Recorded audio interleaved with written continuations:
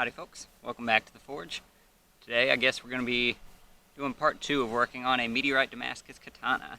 So, last video, I got this thing forged out, pretty substantial plate of nickel iron from a meteorite. I just got that forged out to about 1/8 of an inch thick. I'm ready to layer into some Damascus steel. Now, for the rest of that Damascus steel, I'm going to be using these. This is a railroad anchor. It's approximately a 1055 steel with a little bit of other stuff added in there, but for all intents and purposes, it's a pretty basic medium carbon steel.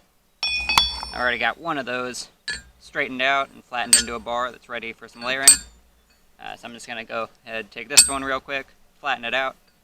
Then I'm going to take each of these, cut those up into 3 pieces, and then in between those 3 pieces, take 2 pieces of this, weld up 2 separate billets of 3 pieces of railroad clip and 2 pieces of meteorite.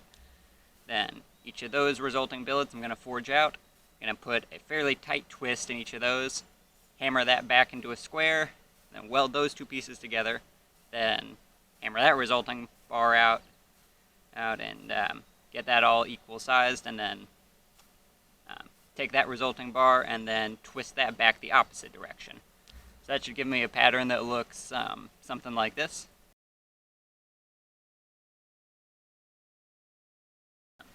I think that's a pattern that's going to lend itself well to, one, the design sensibilities that I'm kind of going for overall in this project, and 2, it's just a really nice pattern for meteorite because it lets you develop a really interesting dynamic pattern while keeping a fairly low layer count and thus keeping your bands of material fairly wide so you can actually see all the interesting things going on inside of this bar. You still want those to be wide enough that you can really see the kind of micro patterning within those meteorite layers.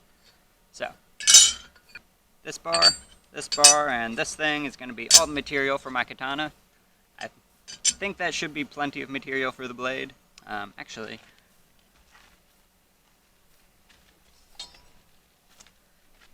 this old crappy sword right here was just forged out of one of those railroad anchors, so that's kind of an idea of how much blade you can forge out of one of those bars. I'm going to be working with 2 of those, so after accounting for the material I'm going to lose just in the forging and welding process, I should have enough to forge out into a blade that's a little longer and thicker than this one.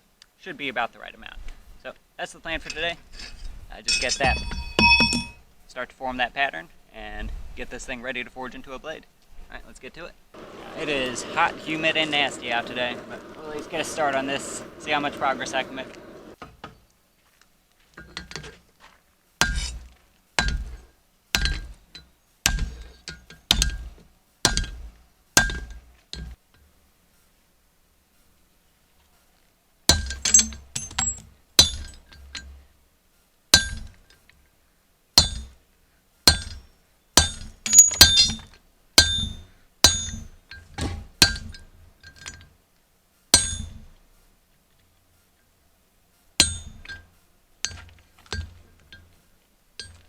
Alright, I got all those big old chunks of high carbon steel sized correctly.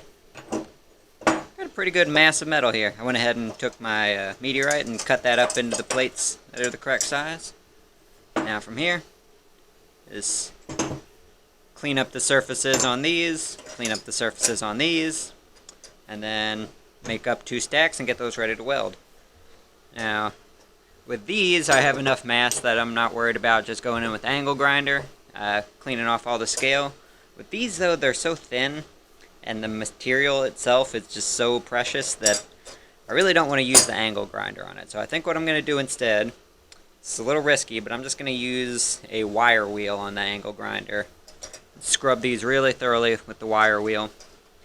It may not get them as clean, technically, as just grinding into them, but I think I'm going to preserve a little bit more metal that way. And I think it should still be plenty clean enough to get a nice tight weld. The other way that I'm going to actually be trying to preserve some of my precious material here is just with the way I have these bars stacked up. So you notice that everywhere where I have a large surface area is the high carbon steel. So that is most of what's going to be oxidizing away. Meteorite is only going to be exposed along the edges of these plates. So that should be the only spot where I'm actually losing meteorite material. After this weld, I'm going to be preserving a lot more of this stuff, because that is really where you lose the most material in making Damascus, is just to oxides. So if you think about the way you're actually stacking up your material, you can actually conserve some of your materials more than others.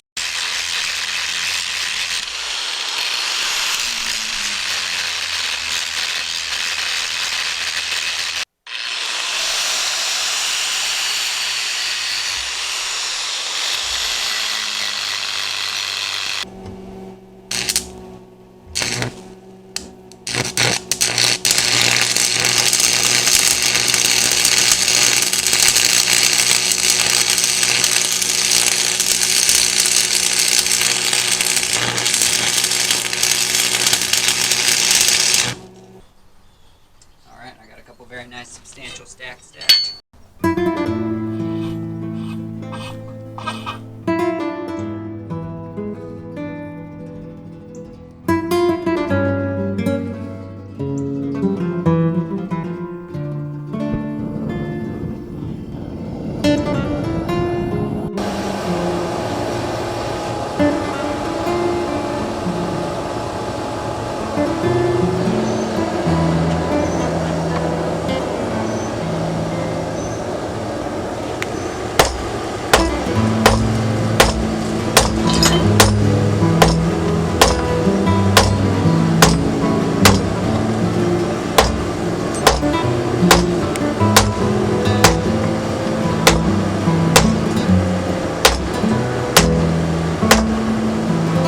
Alright, I think that's fairly so.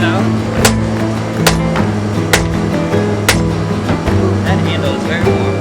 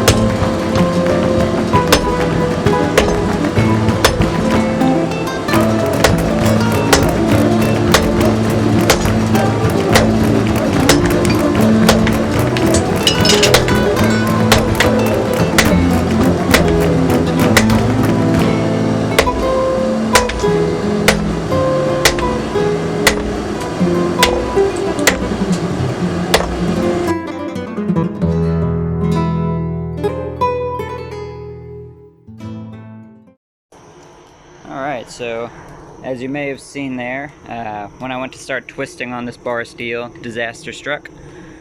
I had all my high carbon steel, or at least one layer of my high carbon steel, start to tear apart on me and get all crumbly.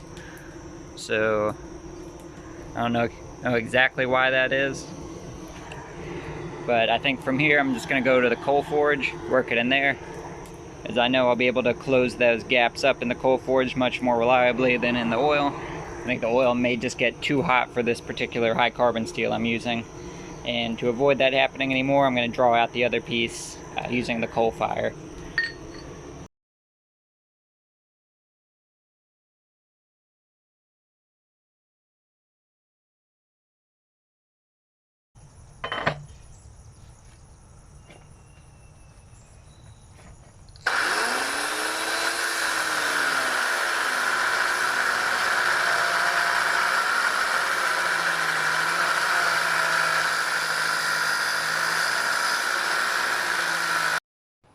Alright, and here it is, ready for the final forge weld.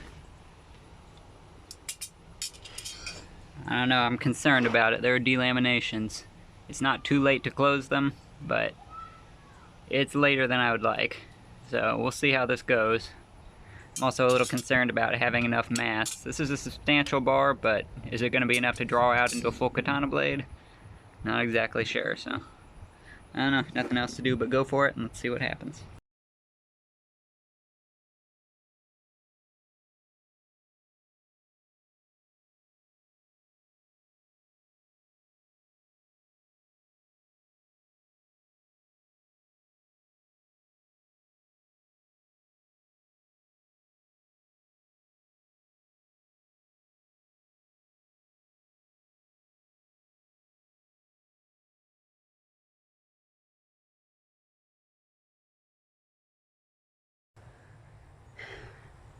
Alright, so as you saw there, things were going well. They were going really well, actually. Maybe a little too well. And then this happened. As for exactly why, I mean, a couple reasons. I just got a little too hot. Bad timing. Copper and the steel finally caught up with me. But that is the result. Got crumbly on me and I lost about 25% of my bar. So as it is now, it's close, but there's just not enough steel in this thing to make a katana out of. It was going to be pretty tight, even with this piece attached, but I was going to have just about enough. With this, though, there's just no way to get the blade I want out of this bar. So, you know, the really annoying thing is I didn't even get it on video. Like, that's how kind of unexpected and unnecessary this was. I turned off my camera to save battery because all that was happening is I was going down the length of this thing, flattening it down to about 1/2 inch by 1 inch. I just waited a few seconds too long to take it out of the fire. It got too hot. So, yeah, my options from here are a couple options. Now, it's possible that I might be able to salvage a katana out of this. If I were to go to the end of this bar, cut a slot into it, then into that insert another piece of high carbon steel that kind of tapers down, weld all that solid. That might give me enough material to make my tang out of and still, you know, maintain all the structural integrity of the blade. That would probably work. However, it's a little risky. For one thing, it might just end up looking really bad. I don't want this to compromise the appearance of the project. I would have to make sure that all that new material did not show anywhere in the actual visible part of the blade. It would all have to be below the baki, and I'm not exactly sure I can make that work. Then, if it doesn't work, then I'm just screwing up the end of this bar and wasting even more material.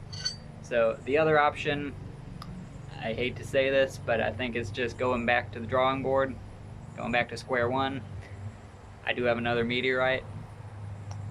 I could just start over from the beginning and make sure I do it properly this time. And as much as I hate to admit it, I think that's probably what I'm going to end up doing here. I don't want to risk messing up the steel that I do have here. Because, you know, got a decent bit of usable steel here. Short of a full-length sword, I can make just about any kind of interesting bladed weapon out of this I want. It's a nice bar of steel. I don't want to risk screwing up the piece that I did actually produce here. So, that is a rather disappointing and abrupt end to the Meteor Katana project. I guess not the end of the project, it's a setback. It's the end of this particular piece of metal's chances of becoming a katana, though. Yep. In the future, I see these pieces becoming a few more very interesting knives. And the other meteor I got sitting on my shelf, I think it's going to become the katana instead. So, sorry, believe me, I wish I had a more successful project to be showing you here, but thanks for watching anyway.